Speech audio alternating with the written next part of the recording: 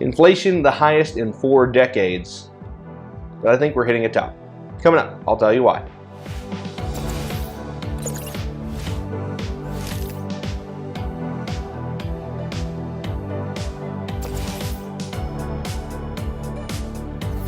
Hi folks, Alex Klingelhoeffer here with Exencial Wealth Advisors. It is 8:08 here in the middle part of the country on Tuesday. It is April 12th, 2022. Here's your morning jog around the economic headlines of the world.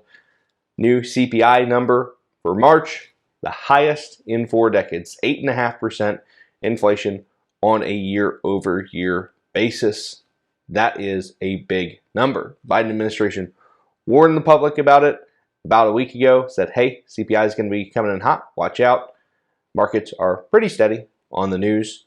Let me tell you why I think this marks a top. We're seeing signs on the periphery of gentler inflation going forward. You're seeing big ticket items like refrigerators, washers, dryers, household items being in stock for large wholesalers. That's a good thing. You're seeing freight rates across the country for trucking coming down considerably. What that means is there's not as much tightness in the goods market. You're getting goods to market faster and more efficiently. That COVID slowdown is really coming to an end. On a go-forward basis, I think this marks a top. I don't think inflation gets worse. In fact, I think it gets better from here, and that could provide some real significant tailwinds from a consumer psychological perspective back half of the year. If folks don't have to worry about their costs going up quite so much in the 7 and 8%, perhaps we could really have a nice end to 2022. Something that President Biden is doing to fight inflation, he's going to have more ethanol in gas, E15, during the summer. Normally you can only have E15 during the winter. 15% ethanol, 85% gasoline. Normally you can't have that during the summer because high heat plus the additional ethanol creates a smog problem in larger cities. President Trump tried to get that passed in 2019. For all of you history buffs, didn't work.